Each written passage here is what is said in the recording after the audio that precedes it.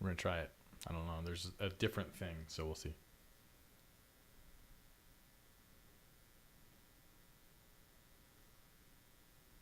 All right. Are we live?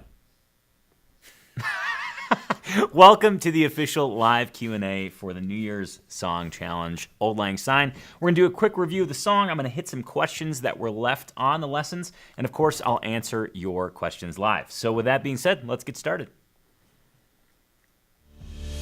My name is Tony Policastro. I'm part of an underground group of acoustic guitar enthusiasts you've probably never heard of. We're not here to play face-melting guitar solos or judge other guitar players. Our purpose is much greater than that. For us, it's about expanding our quality of life through music and having fun with our guitar, not just mastering it. Getting better at guitar is proof that we do have what it takes to be a guitar player, which means we can build stronger bonds with friends and create lasting musical family traditions. But if you asked a guitar snob or a music academic, they would turn up their nose and say their way is better. Yet this way of seeing the guitar is changing lives every single day. We follow a specific framework and set of values that keeps us focused on what matters most: human connection, constant progress, and fun. It's happening, and we call it living the acoustic life. This is our acoustic life, and these are our stories. All right, officially welcome to the New Year's Song Challenge live Q&A, the first ever in Tony's Acoustic Challenge history. Thank you for being here, and I also want to thank both Noah Jacob Heckman Jr. the first and Levi Aquila, the man with the pink shirt and the technical plan. Noah? Good morning, gentlemen. Tony. And thank you guys for watching, of course. What? Oh, I just discovered now when I go that way, I'm literally looking at you In real time. in real time. Yeah. We have a little bit of it. Let me explain. We have a little bit of a new configuration. I missed my cue to start. You guys probably all saw that. So we're going to iron out some details and have some fun. And I just want to thank everybody. This has been pretty overwhelming, the support and the participation in the song challenge so far. This was kind of a random idea. I thought, well, it's the holidays. We should just kind of try something a little different, just to kind of, push ourselves outside of the comfort zone a little bit. And lo and behold, the song challenge was born. And judging by the submissions, you guys had fun with it. But there were also some questions which I'm going to get to. And of course, if you guys have any questions today, please go ahead and queue them up. Noah is standing by with his red coffee mug. And that red coffee mug has great significance to me because you had that red coffee mug when I first met you. Is that the Fender mug?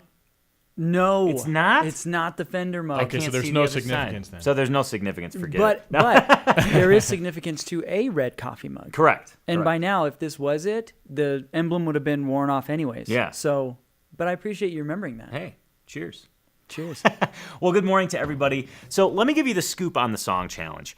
So what we're going to do here, so we've, over the last, was it 10 days, 8 days? I forget now. It was a Saturday to a Sunday to a Sunday, 7 days? Yes. However long the song challenge was. What you did was learn a chunk of Auld Lang Syne every day. And by the end, you had all those chunks all dialed in. And the whole goal is to get to the point to where you can submit a recording of yourself, a video recording of yourself, playing that very song at 80 beats per minute. Where do you submit? Well, on the very last day of the song challenge number 8, you can go ahead and click the, there's a link right under the description on the lesson, above the lesson videos that says submit link of your video performance. Go ahead and click on that and it has the instructions right there. The whole notion is when we get enough submissions, we're going to go ahead and make a supercut. And when I mean we, of course, that falls into the court of Levi Aquila, the man with the technical plan. We're going to cut all those performances together, which is why the 80 beats per minute is so important. Because if we're all playing it at the same speed, then it makes for a seamless, beautiful group jam, if you will, with the possible additions of other instruments and other things that we may or may not have up our sleeve. So the big question was, well, gosh, Tony, when do I have to put my performance in? I mean, I learned the song, but I really want to get comfortable with it. Well, you have until the end of the month. So New Year's Eve, December 31st, you have until then to submit your performance for the Supercut. And we'll kick off the new year with an awesome Supercut. A great way to bring positive momentum into the new year. It's always great to kind of start off with a good small win, and I think this will be a small win for everybody. And judging by the comments and the lessons, there were tons of small wins already. There were numerous people commenting on the fact that the idea of chunking a song down is great in theory, but that they had problems actually sitting down and doing it. And the way that this song challenge was laid out, it kind of forced you to literally take one chunk a day. And the overwhelming response was that by the end of the challenge, it's like, holy smokes, I actually learned this song that, when looking at the tab and looking at the full arrangement, seemed very difficult. So congratulations to all of you. And there was a lot of small wins reported on that very topic. But there were also some questions. And the one that I want to hit off first, and I think this is kind of a greater lesson for really everybody. In fact, I read this and I had to do some thinking myself and think about how I actually learn a song and internalize a song. So this question comes from Jim. He says, "Hey, Tony, I have a question that encompasses both this song and future fun at TAC. What is your approach to learning a song? How long does it take to go from sight reading to memorization and from slow to proficient speed? I realize this is a tough question as we all learn differently. So take this song, for example. Not necessarily this one in particular, but one that has about the same difficulty. Is somewhat familiar with twists as this. How long would it take you to do this? I ask because I get a bit discouraged that I'm not proficient in 20 minutes, as I think I should be, but am sure that is unrealistic. What is realistic?" Well, the kind of short answer, the broad answer is that it's really different for each one of us. We all learn at different rates. We all process the information differently. And that's totally okay. But let me get a little bit more specific because I think this can help. I'm going to share with you my process for learning and internalizing a song. But by no means do I want you to think that I have everything memorized. There are a lot of holes in my knowledge when it comes to playing songs. In fact, I have the tab for the song right here because although I have the basic outline of it, I don't have the exact arrangement memorized at this point. But that's okay. And it's totally okay to look at the tablature when you're recording the song. If you want to submit a video and you think, gosh, I haven't gotten this song I haven't gotten it memorized yet, that's okay. Print out the tab and play it off the tab. There's nothing wrong with that. In fact, my process is this. When I learn a song, I actually use this a lot in learning bluegrass songs, is that I'll go ahead and break it down into sections and learn each section, get comfortable with each section. And then I'll go back through and I'll say, okay, here's section 1, section 2. Usually they're about 2 measure sections, and I'll go ahead and combine them, and I'll play that. And then I'll go back through the whole piece combining 2 sections at a time. And then I'll go through and combine a little bit larger chunks. And what this does is it's almost like a stair step in the learning process. You start with a small bite, and then you move to a little bit bigger one, and then you move to a little bit bigger one. But this still doesn't lock it in my memory. And I think that's the thing that is most difficult for me. And the way that I've learned to commit songs to memory is this. If I've learned a song off of tablature, I use that tablature often. And at a certain point in time, it becomes a crutch. And when I recognize that fact, when I keep kind of goofing in the same place, or if I'm playing through, if I'm looking at the tab and I can play it through flawlessly, and I kind of look away and I goof up, then I know that I'm using the tab as a crutch. So what I'll do is I'll say, okay, I'll start out by looking at the tab before even playing it. And then what I'll go ahead and do is I'll look away and I'll try and just do the first line. I'm not trying to even do the whole song, just the first line to see if I can push myself. And when I get to that point to where I don't quite remember, I stop and I don't look at the tab. I just try and find the next note. I try and force myself into my memory to figure out, okay, I know it kind of sounds like this. I'm going to go ahead and force myself to find that next note. Sometimes it's a great success, sometimes it's not, and I have to end up looking at the tab. But either way, there comes a point to where you have to start challenging yourself beyond looking at the tablature. It's totally okay. And again, that's the process that's different for everyone. Sometimes when I learn things directly off of tab, it takes me longer to memorize them as if I actually learn them just by ear. Because when I learn things by ear, it's like cemented immediately because I'm forced to use other skills other than sight. I have to use my hearing. I have to kind of internalize the melody very quickly. Whereas on tablature, I kind of rely on the sight piece a little bit more. So it is different for everybody, but hopefully that helps or at least gives you a process. Start by chunking it down as you did in the song challenge. And then when it comes to committing it to memory, really challenge yourself. Take one line at a time and see if you can do it without the tab. And when you run into a wall, try and challenge yourself to push through and see what comes out. And if you're like, I just can't remember, you can still look at the tab. It's totally okay. In fact, again, I would recommend that. If anybody wants to submit a video and they're like, I just can't memorize this tune, it's totally okay. Use the tablature to your advantage. It's a great resource and something that will certainly help. Noah, I want to turn my attention to you and your red mug. Tony. Are there any questions so far that folks are asking? Yeah, a lot of awesome chatter. It's like we're all just bunch of friends hanging out. This is coffee. It's like coffee talk. Right. Coffee talk with Tone. Yeah, there was a couple questions. I think you mentioned it at the beginning, but just in case anybody missed it. First one is, what is the date of the last date for submission going to be? Yes, December 31st, New Year's Eve. Okay. So you have up until the end of the month to submit the song to be included in the supercut. And again, that's a recording at 80 beats per minute, and I have a special note on that 80 beats per minute here in a second. But if there's a question queued up, I'll go ahead and Well, take it. that was the next one is, there's a question, do I need to use a metronome? I would definitely recommend using a metronome, and let me explain why. There's two reasons here. One of them is actually because of a mistake I made. The second one is because it will really help your musicality and playing with other people. So let's get my mistake out of the way. So on nearly every song in the Song Vault, which is where this was pulled from, the slow tempo is at 60 beats per minute, the medium tempo is at 80, and the fast tempo is at 100. My desk is a little dirty. And unfortunately, for this particular tune, when we recorded it, I only did a 60 and a 100. So what I did is I doubled up on the 60. So there was a 60 BPM slow version, and then that medium version is also 60 beats per minute, and the fast version is 100 beats per minute. So there's no full performance of 80 beats per minute. But there's a saving grace here. During the sections study of the song, so each two-measure chunk, there is an 80 BPM, and it is indeed the medium tempo. So I'm sorry for any confusion on that. If anybody was using that medium tempo as your guide on the full playthrough, it's only at 60 beats per minute, so we're going to have to up that by 20 beats per minute. So I'm sorry if that caused any confusion. The second portion, using a metronome, is it necessary? I would say yes.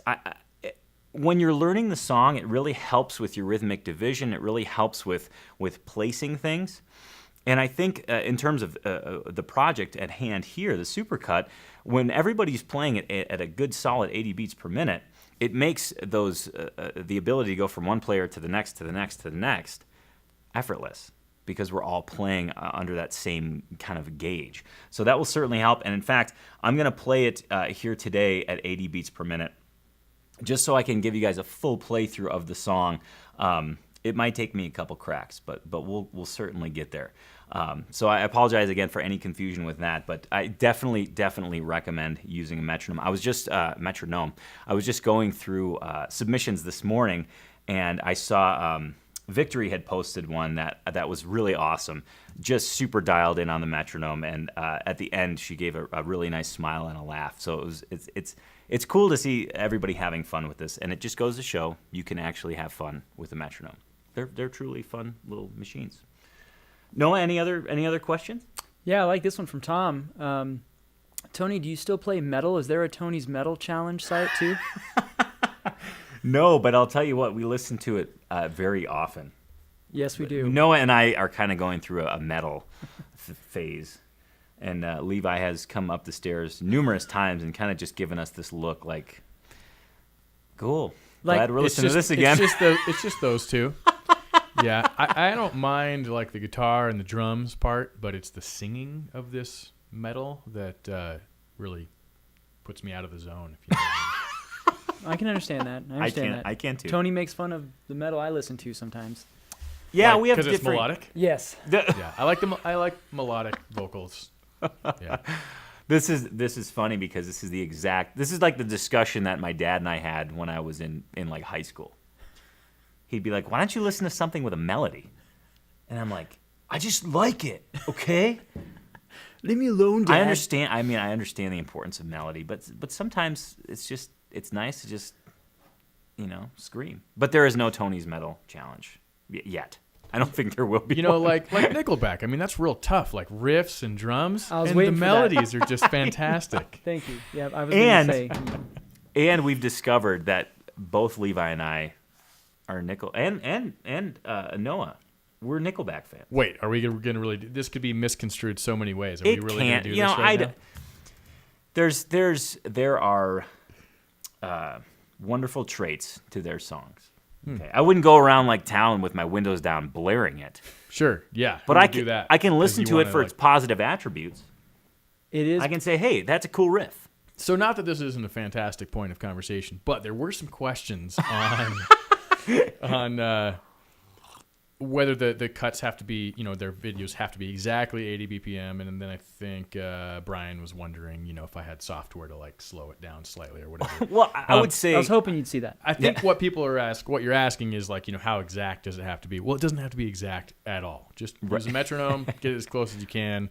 Don't even worry about it. I mean, this isn't about perfection. This supercut at all. absolutely, and truly, I'll even say this. If let's say you have half the song down or even a couple measures, I'll still encourage you to submit that, because we're going to be taking chunks and chunks and chunks out of everybody's performance. So if you're like, God, I'd love to participate in this, but the full song is a tall order, don't worry about it. If you just have a favorite part, or if you're like, gosh, I think I can nail at least 4 measures in a row, I'm going to do this, please submit it anyway. And again, with the tempo thing, just try your best. Around 80 beats per minute is great. It's just kind of a starting point that we can all have. And then, so Noah, I'm just, maybe this is in your question queue, but someone's I think asking. it is. And what's your guys' take? People want to know how to end the song. Exactly. So I have an idea, but it's a non-musical idea, so I'll let you guys go first. Really, I have a musical idea as well. Okay, go. I say, since Levi's been going through Tony's Acoustic Challenge so hard, I think Levi should be the ending video submission. Okay, that's not at all what I was expecting you to say. But how should they end it? Is this Single my whole turn note? to throw out the idea? Yeah. So Brian S says, should we end the song with a single note or a C chord strum? What's your preference? I like both, and if you could say Guitar Geeks Unite at the end. That's what I was going to say. Is it? Yeah. I would absolutely love it.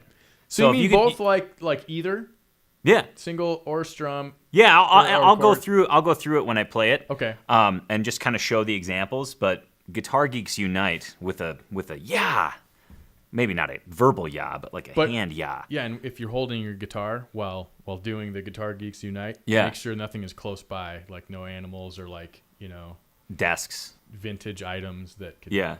Water bottles. I spilled some water yesterday, and Yeah. I don't think I'll ever hear the end of it. On my stuff. Whatever. It's okay. Anyway, So what's next? I have another question here, and I this will kind of segue into me playing it, so I'm gonna go ahead and read it. okay. Rusty says, I'm hitting all the notes in correct time, but it doesn't sound like Auld Lang Syne. Maybe it's the dynamics where certain notes should be played louder than others to bring out the melody. Is this going to be covered later, or am I just a dunce? If we are supposed to emphasize certain notes rather than the monotonish sound of just playing the notes, how do I decide which notes to emphasize? I'm confused. So this is a great question for this particular song in this particular arrangement. And this particular arrangement, whether I said it at the outset in the beginning of the song lesson or not, is really focused around cross-picking. And what can end up happening within cross-picking is that it kind of just sounds like you're playing chords. I'm going to grab my guitar and just kind of give you the example here. So in terms of cross-picking, what we're doing here is interspersing melody notes with supporting notes of the chord that the melody is being played over. And what can happen, I'll just play the first measure here. Right?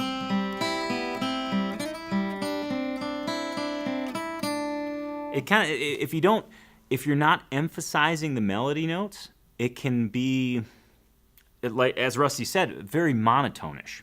So what I'll encourage you to do is have a listen to the song Auld Lang Syne. Whatever version, you'll get the basic idea of the melody, or just play the melody notes themselves.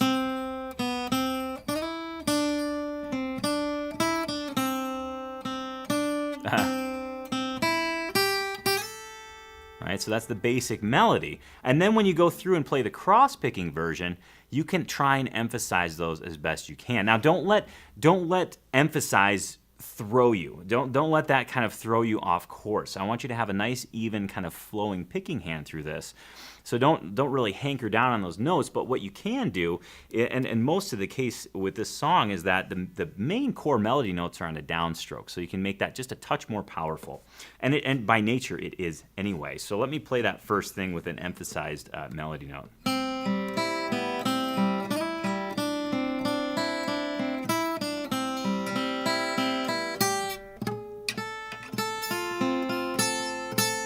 So any of those quarter notes, any of those downstrokes, those are the ones that you really are going to want to focus your efforts on.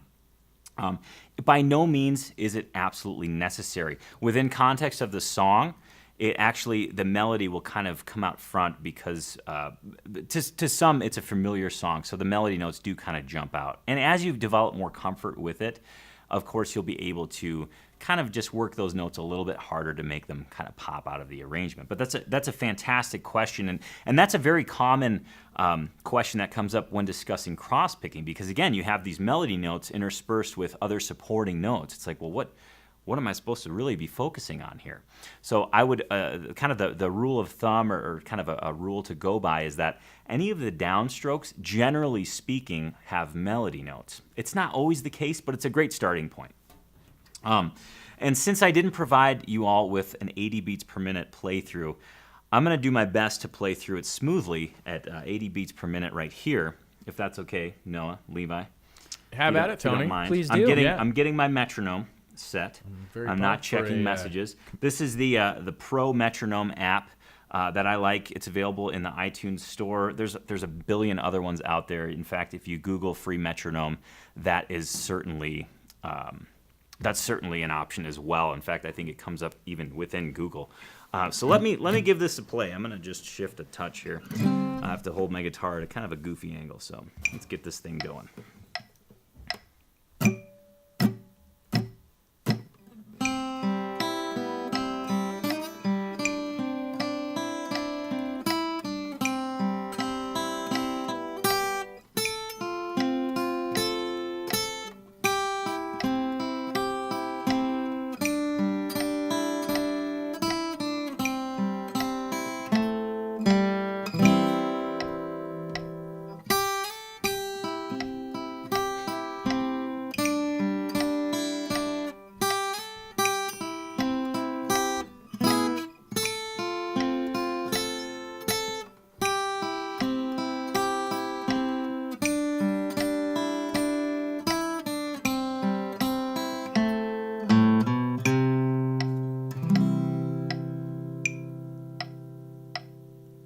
So again, you can end that with a single note and just stop, or add that additional C strum.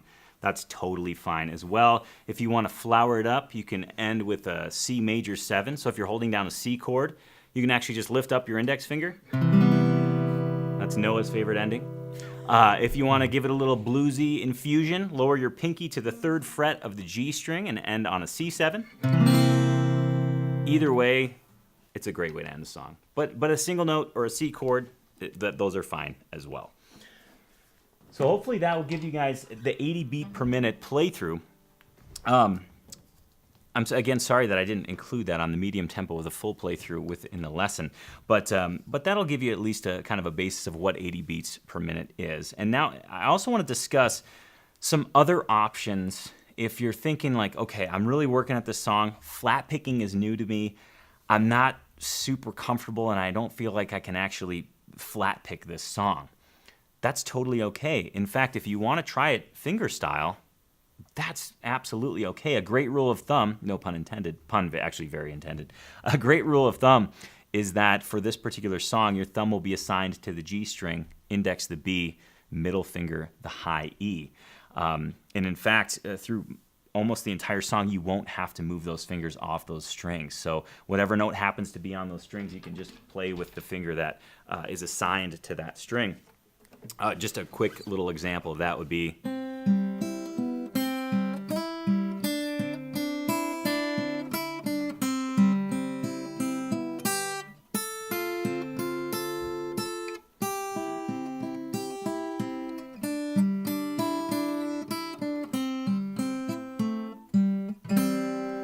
Something like that would be totally fine. And in fact, while I have my guitar, if you're thinking, whoa, this is kind of, a lot of this is intimidating me, I just know chords at this point, that's totally fine as well. In fact, you're welcome to play the chords to the song at 80 beats per minute, and I think you'd find yourself really enjoying it. You can play it to the backing track if you want. The chords are denoted right above each measure on the tab. And in fact, I'm going to fire up the metronome just to give you a basic example of what that would sound like at 80 beats per minute. I'm going to go ahead and start this. And again, I'm just going to play chords, a nice steady strum. For most of these chords, it's 4 beats on each chord, except for when you get to section 4 and section 8. Those two sections have 2 beats on C and 2 beats on G. So let me just give you a quick example, one run through of the chords of this song. So this is starting on C.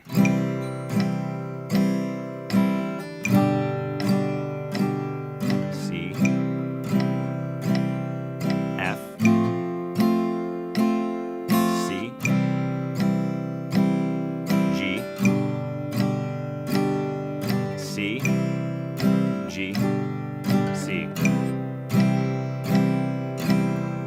so on and so forth. So that'll at least give you just some other options if you're like, gosh, I really want to participate in this, but this is feeling like a little crazy. Totally okay. You can still participate. The chords are a great way to do so. Noah? Yeah, I got a couple I could throw your way. Yeah, throw them lightly. Some general-esque stuff, Yeah. but maybe you can speak to it and shed some light. Speaking of lights, I really like our new lights, Levi. Oh yeah, they're kind of imperceptible, Yeah, but yeah. it looks cool. Right. Carry on, sorry. All right, yeah. Thanks.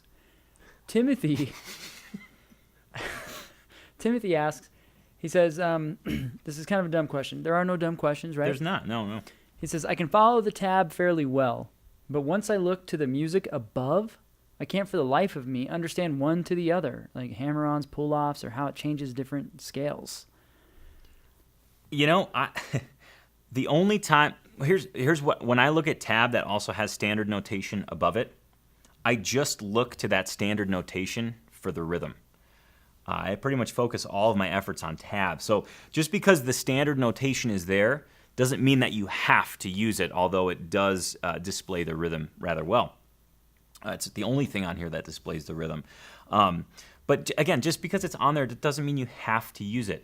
If you're comfortable and at home playing just on the tab, that's totally fine. I mean, I definitely invite those of you who wish to challenge yourselves to read the standard notation and play from that. By all means, it's a great skill to learn, but it's not a necessity. So I wouldn't worry at all about that, but definitely look to it for the rhythm, the eighth notes and the quarter notes, so on and so forth. All right, B. De Silva says, I have a general question. Yeah. I'm working in the normal daily lesson. I also have a song in the vault I'm working on, Cool. and the fretboard wizard class work too. Okay. It's a challenge to keep up with it all in my minimum set time. So I'm going to add to that and say, do you have any tips to juggling all that and balancing that? Yeah, I mean, first of all, awesome job digging into like all aspects. You got a fretboard wizard going, a song in the song vault, and the daily practice. I would think of that daily exercise as just something to come and play. If you log in and you're like, gosh, I can't make a decision between the song vault or fretboard wizard. Neither is jumping out at me. I just don't know what to play in my time that's allotted for it. Just log in and just do that daily exercise. It's something to kind of get the creative juices flowing and just jumpstart your playing. Then after that, if you have time left, make a decision of which you're feeling, okay? Playing guitar daily is the ultimate goal here. So it sounds like you're doing a really good job. So I don't want you to feel like, gosh, I'm leaving things on the table. Those are always available to you. In fact, the way that I like to do it is during the week, I like to work on skills and technique and things like that. On the weekend, I focus more of my efforts on songs or maybe larger projects because generally speaking, I have more time to allot towards it. But if it's just kind of my daily, like I got to play guitar today, I'll just log in and do the lesson. A lot of these lessons, I'll log in and do again because, quite frankly, I've forgotten a lot of them, which is totally fine. And then again, that happens. But seriously, it's don't feel like you have to do everything all the time. Whatever's calling to you that day, whatever makes sitting down and playing the guitar fun, that's exactly what I want you to do. For me, that happens to be songs and larger things on the weekend and just kind of that daily skill maintenance and technique stuff during the week. So hopefully that helps. But good job in kind of hitting all aspects. That's outstanding. All right. And then we have one kind of coming in from the side. Mm-hmm. And it's great. A lot of the questions that I'm pitching to you, other folks are jumping in and also, helping each other out too. So that's awesome. cool. That's great. Dean asks, what's your thoughts with the Tone Wood amps? You know what? The only time I've ever played a Tone Wood amp was at last year's Jamboree. David S., Sherpa Dave, brought one, and he came. I remember it actually distinctly. We were sitting in a group, and he came up. He's like, "Listen to this," and he played it, stopped the strings, and he played it again, stopped the strings, and I said, I don't hear anything.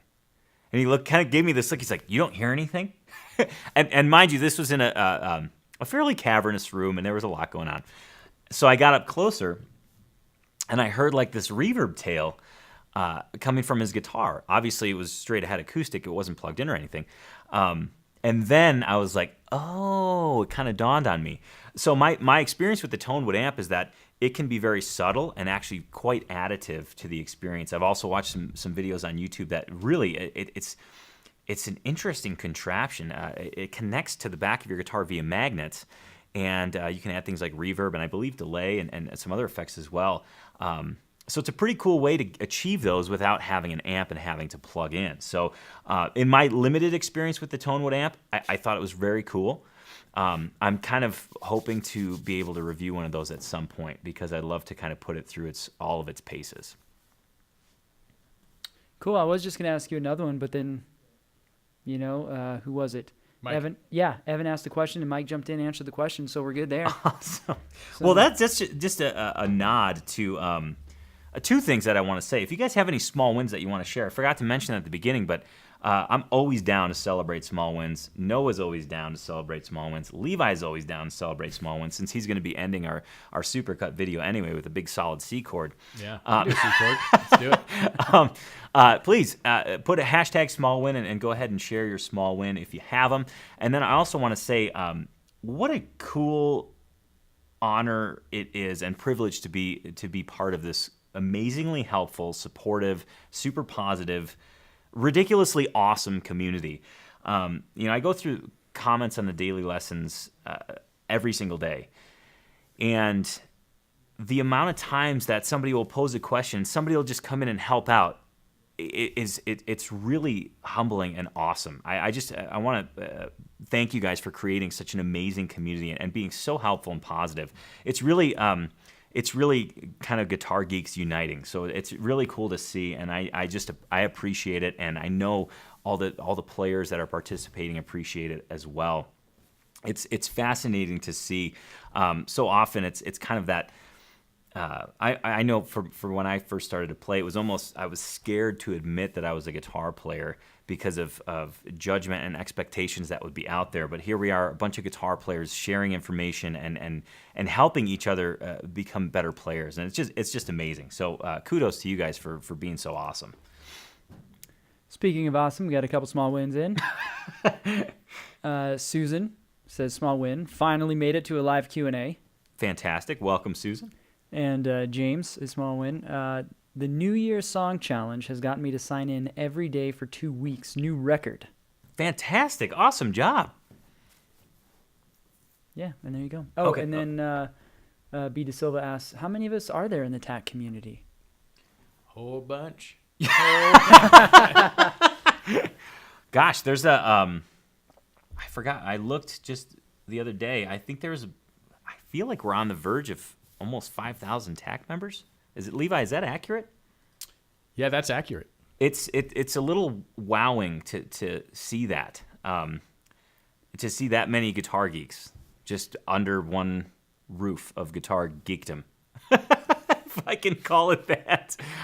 It's really amazing. And seeing you guys interact on the forum, in the comments, it's The forum, the show. yeah. The community is it's not just on the TAC website. I mean, it's at the shows, it's at the live Q&As. It is on the website. It's in person. It's pretty awesome. You want to read that one? Go. Sure. Well, Yeah. no, because I got your face up here with Tony. Okay, and cool. Smallwood, so this is a good one. It'd be good to know that, so I'm like not over here and just like. Okay. So John threw in a small win. He says, "I got my first resonator to try to expand my guitar arsenal and learn songs outside my comfort zone. Another small win. Can't play Nickelback on a dobro."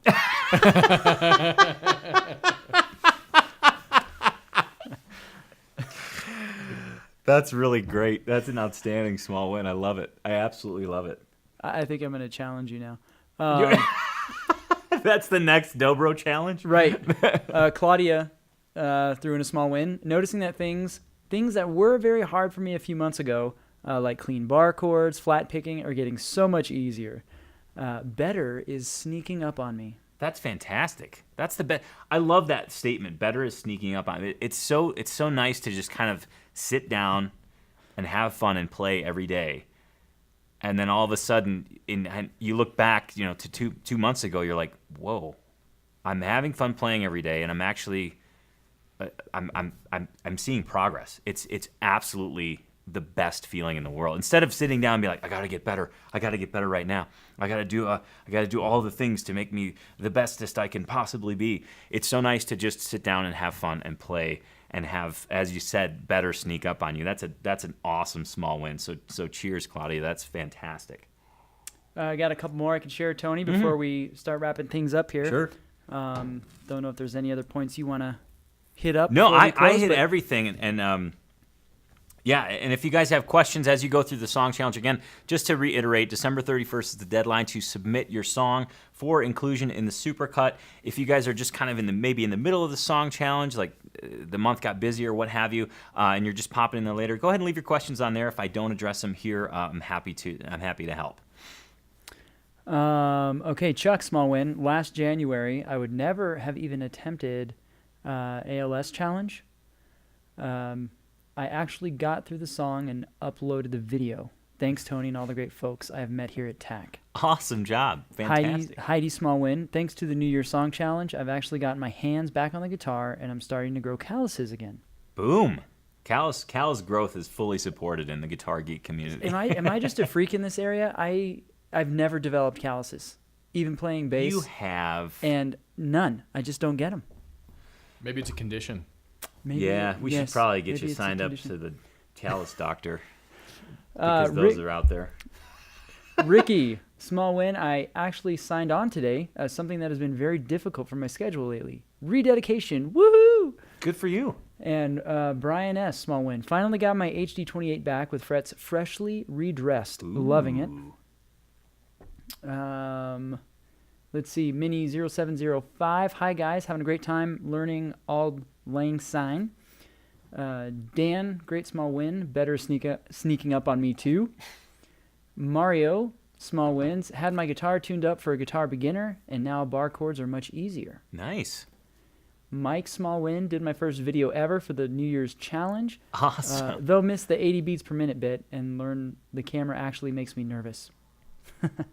It's a real thing. It's a definite real thing. Howard, small win. My fat fingers are bad at licks, but I almost have the song ready to record. That's good. That's fantastic. Okay. Oh, and how about we end on this? Education here asks a question. How would you break the ice if a few TAC members were to get together for the first time?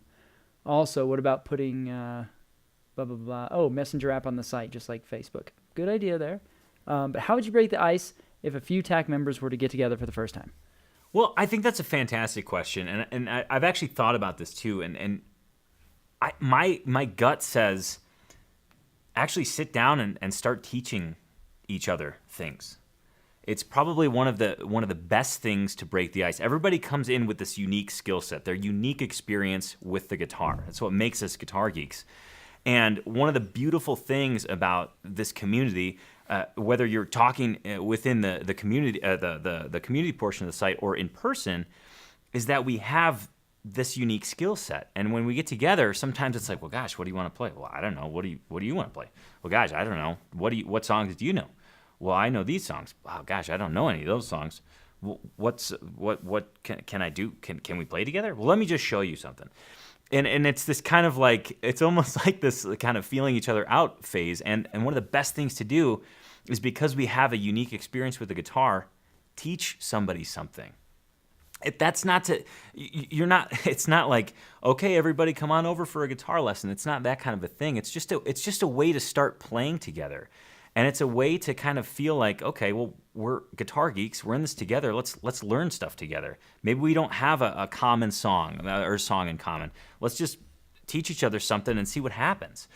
There's been some really outstanding get-togethers. TAC East, Sharon and Dom are just like the hard chargers when it comes to get-togethers. And it's so cool seeing pictures, because I see all sorts of different things. It's not just, okay, we're having a get-together, everybody gets in the door and whips out your guitar and just everybody starts playing from start to finish. There's a whole other social aspect. There's the guitar geek talk, the gear talk, the eating of pies, which Dom and Sharon have posted some wonderful pictures of pies that make me hungry.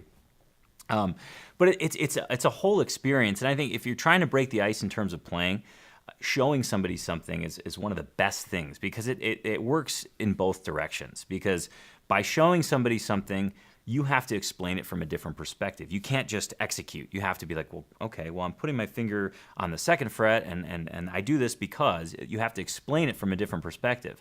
And then to the student or the person learning at that point in time, you're gaining a new skill. It's like it's a win-win, and if you do that with enough people, it all of a sudden creates this kind of common bond, which I think is a pretty magical thing that really is unique to music, and especially in our awesome guitar geek community. Not to sound all happy and like unicorns and rainbows, but it's true. I mean, I've seen it happen. I've seen it happen at the Jamboree. I see it happen at TAC West, and all the get-togethers and pictures I've seen. The reports are awesome, and it's mind-blowingly amazing. What are you signaling over there? You're freaking Noah's me got out. all kinds of reports here. You got tips from Sharon. You got all kinds of stuff. So Yeah. That's what we were signaling about. We got, yeah. Oh, I wasn't. I have a new perspective. So I Camera's see. on you, Noah. Great. Good to know. Getting mixed signals from Levi over here. Well, it's new because the signals that we're used to are just, we have a different perspective. Literally. Right, true. Which one stuck out to you? Did you want to share? Yeah, so Sharon, like you referenced, of course I put the camera on you and then I start talking. Just start moving your lips, Noah. Sharon says, plan a small gathering, have people submit a few choices to play together. Yeah. In advance, break up the time with a small bite to eat so people have a chance to mingle. Totally. What did she make when we were together? Was she like little fried meatballs. Fried that were meatballs, just yeah, epically like ridiculous in the most amazing way. It was like, yeah, magical moment. Yeah. I had to eat Whitney's share because she doesn't eat meat. And I was totally okay with that. Oh, it's still on me? Sure, if you want it to be. Not necessarily. I just saw a bunch of small wins in there and I thought you might. They just popped up, because Tony was hitting on some good stuff there. Of course he was. Yes, he was. I was making a decision. Okay. I was making an administrative decision. Greg's small win, really a big win, but since getting into Fretboard Wizard course, I'm realizing a lot of what I already knew is connected in ways I had no idea about. Oh, cool. Thanks, guys. That's killer. Another thing on there is there was a couple comments about how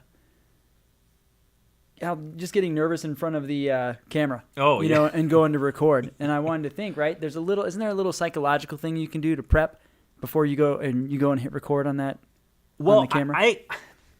Yeah, we have a little trick. Go ahead, yeah. Tony. Yeah, what's our little trick? Can I say the word? Probably, I mean, just paraphrase. Okay. So basically what happens when we go to film things is Levi will flip the cameras on and he'll say, okay, I want you to consciously do the worst possible take you could ever do. Just force yourself through it. If you make mistakes, just keep going.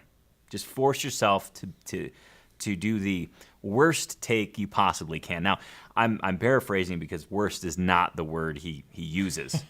It's much different. It's a little bit more crass, so I'm going to leave it out. But yeah, turn on the camera, do the worst version you possibly can. And by essentially admitting to yourself that, okay, this one's not going to be great, and I'm totally okay with it, it lowers the level of anxiety a little bit. And I say this from firsthand experience because there are many times where we shoot a video for a lesson or something like that, where I will just tank the first 5 to 20 takes of something. And no joke. I mean, it depends on the level of difficulty and the speed and things like that. But I remember when we shot the Barcord challenge, it was like, okay, do your worst one. Just get it out of the way. And if I'm consciously if I'm in the mindset where there's really no there's no backlash or there's no repercussions for doing a bad one, then it can only get better. And no expectations. Yeah. It's kind of a hack that, you trick your brain into like, I'm not actually trying to record my final take right now. Exactly. I'm just trying to get to the end. Exactly. While recording. Mm-hmm. And Levi, I've been on the other side. Levi's been on the other side of the camera for years. The behind the yeah, that's what I meant to say. Sorry. Yeah. And this is something that took me a while to get. This is not like a light switch moment, by the way. It's taken me a long time to just consciously do a bad take, but it really does work. And if you can kind of start veering yourselves towards that kind of mental space, it will really help big time. Anything else, guys? No, you want to take us out of here? Yeah, just fun. Fatih says, do you guys really use the word crass in the U.S.? Yes. Yeah. I mean, it's yeah. And Thomas has a good one too. He says, how to beat #auld langxiety. That's really. I love the development of various hashtags. I know. From the show to just like the live Q&As, it's outstanding. Yeah, it's pretty awesome. Now I was reading when you were saying some stuff, but when I was the whole recording thing. Yeah. For me, I always think of. All right, I think this was when Jumpin' Jeff was here, and we were discussing something similar. Yeah. And we were saying, yeah, you click record and you're like, all right, I'm gonna purposely play bad. I'm just gonna play bad. Yeah. And then you end up doing a pretty decent take. Oh, yeah. I tell this story mildly frequently, mid level frequently. There was a psychologist that I came to know when I worked at Weber. He was a frequent customer, bought mandolins, custom mandolins, really, really fantastic, cool guy. And he ended up coming out to the factory to pick out woods or something like that. And I was helping him with that. And later that evening, he didn't have anything to do. I said, well, come over for a barbecue. Let's hang out. And I was telling him how nervous I was to play this gig because it was a pretty big kind of Bozeman town event. And I was very new to the bluegrass band at this point. And I thought to myself, okay, this is really freaking me out. Like freaking me out to the point to where it affected my playing. Like the shakes happen and the like freezing and the like I don't remember what I'm supposed to do. To that point, like I would consider like mid to high level anxiety. And he said, "What's the worst that can happen?" And I said, "Well, hit a wrong note and just feel like a total dunce." And he said, "So do it. Just purposely hit a wrong note. Just go up there and in a song that you're very comfortable with, that you know inside and out, purposely go one fret in either direction. Just do it on purpose." And I was just like, I didn't really like, I'm like, why would I do that? I'm a perfectionist. So I'm like, this is really hard for me to break. And he said, by kind of slaying the dragon of the mistake, all of a sudden it's no longer unknown. You know what happens, and you know that life goes on, and you know that the song is going to go on. And that one note is just a passing moment of time that nobody's really hanging on to except for ourselves, because we are our own worst critics. So lo and behold, I did this exercise of purposely hitting a note on a live gig in front of people, and it didn't matter. The song went on. People still had a good time. I kept playing the song fine. And it took me a while to continue to integrate that into my kind of routine, where I would purposely hit a wrong note just to know that it's not unknown. The song still goes on, and it's totally okay. So if that story helps, I hope that story helps. It certainly helped me a lot. Is that the one you were referring to? Yeah. Okay. Yeah, which was, you told that story at last year's Jamboree. Yeah. Can we jump out on an awesome line here from Evan? We can. He says, small biggish win. Wanted to restart guitar for 35 years, but couldn't. After yesterday's webinar and now joining, I kind of get that new man feeling. Thanks so much to the three of you for inspiring. Yeah, good job. Congratulations for jumping right back in. It's a huge deal. Yeah. It's a huge deal. Good job. Fantastic job. And fantastic job to everybody. This is really a cool, it's just too cool. I know cool is kind of the worst descriptor because I use it often, but it's just plain cool. So thank you guys for sharing. I say this after most live hangouts, but it really means a lot to all of us that you share your time with us, and the interaction is really awesome. I always look forward to these live events because we kind of it's a buzz. It's like we get a little buzz. This is just coffee. It's not. We're not buzzed. We get a buzz, but it's caffeine. Yeah. We're hooped up on caffeine right now. But really, truly, thank you so much for spending time with us. For those of you who have submitted songs and recordings already of Auld Lang Syne, 2 thumbs up. I just went through a bunch of submissions today. They're rolling in. It's outstanding. And for those of you who are on the fence, just give it a shot. Turn on the camera and do your worst take possible. And just see what happens. And of course, if you have any questions on the individual song chunks or lessons, you can leave those in the comments below and I'll get to those. And holy smokes, that's a wrap, guys. Yeah. Thank you so much. We've got upcoming some cool stuff at the next hangout. Oh, what's the official title? I kind of got a lot of different Should we titles. stumble through it? Sure. Do you get some practice on Yeah, this? let's stumble through it. Okay. Do you have it there in front of you? No. Okay.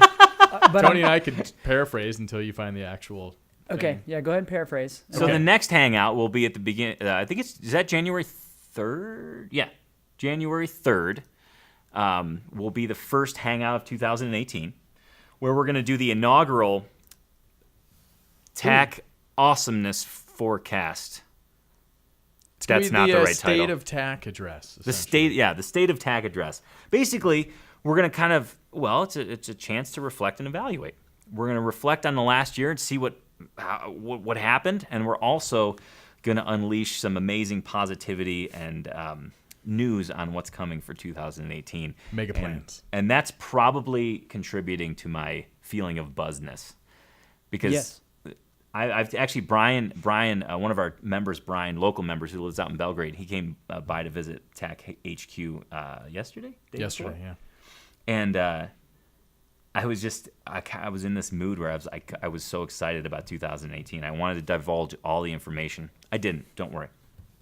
I will, though, on January 3rd for the monthly guitar party, where, of course, I'll be giving away guitar, but also painting a picture of 2018. And I got to be honest, I don't know if I can contain it. Our working title right now, at least that they will see in the upcoming events or up next on TAC, is the Annual State of TAC Address and Upcoming Awesomeness for 2018. Oh, I like that. Oh, yeah. It's fantastic. Yeah, it's pretty good. Taking suggestions, but that's a good start. Yeah. So again, thank you everybody for joining us today. It's outstanding to digitally hang out with you. And until the next hangout, keep on picking and get those songs submitted by December 31st for the supercut, so we can kick off 2018 with a huge bang. Thanks so much, and I'll see you guys around the site and on the lessons. Cheers, everybody.